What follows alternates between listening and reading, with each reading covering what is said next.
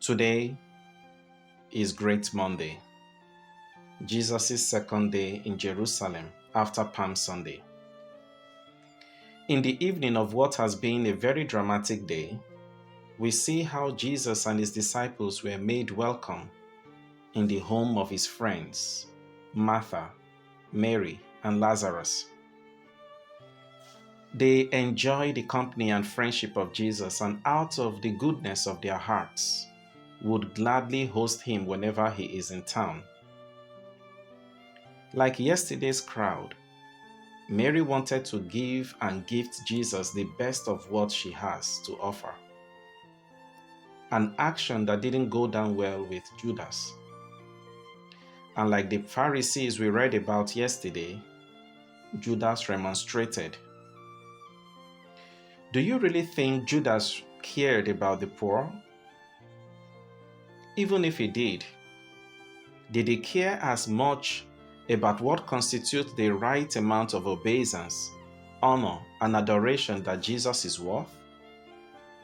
Again, like yesterday, Jesus reacted to the effect that, as God, no praise is excessive for him.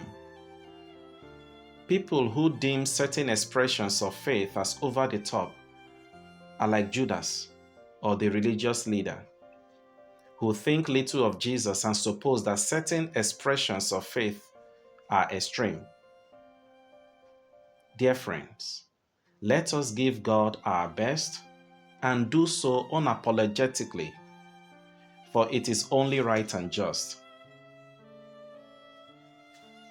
Then, on one corner, we have the chief priest who wanted not only to kill Jesus, but Lazarus too, because on his account, more people were believing in Jesus. Think about this for a second. Priests with so much bile and hate in their heart. Religious leaders contemplating and willing to take lives. And for what? Is it possible that even now our hearts are filled with rage and envy and malice towards others? Christians are not immune to these tendencies, you know. We must pay attention to what lurks within our hearts, because if we lose the battle at the level of our desires, it is just a matter of time before we think we see it manifest in our physical life. Our desires and appetites play a key role in how we live and the decisions we reach. Scripture says in Jeremiah chapter 17 verse 9 that the human heart is devious. Jesus admonishes us in Matthew chapter 15 verse 11 that it is not what goes into a person that makes him unclean, but what lies in his heart. Interestingly, going forward, we will begin to see the contents of the heart of all those around Jesus and how those snowballed into the actions they took and the eventual death of Jesus Christ.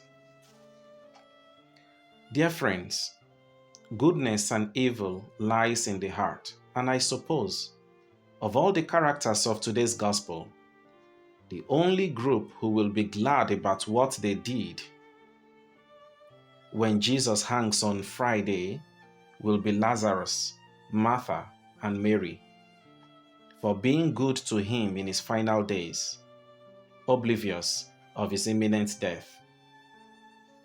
It is my hope that we are inspired to be like them, because goodness is a reward in itself.